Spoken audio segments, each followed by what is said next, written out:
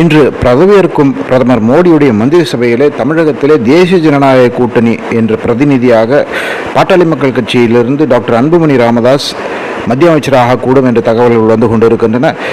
Doctor Anbumani Ramadoss இப்போது ராஜ்யசபா உறுப்பினராக இருப்பதால் அவரை மந்திரியாக்குவது எளிது என்று முடிவு செய்யப்பட்டதாக தகவல் வந்திருக்கிறது.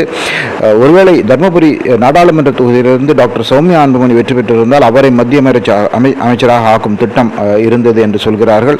இப்போது சௌமியா அன்புமணி அவர்கள் தோற்றுவிட்டதால் மத்திய அமைச்சருக்கு தேசிய ஜனநாயக கூட்டணியிலிருந்து பாமகவிலிருந்து டாக்டர் அன்புமணி ராமதாஸ் மத்திய அமைச்சராக கூடும் என்று தகவல்கள் வந்து கொண்டிருக்கின்றன.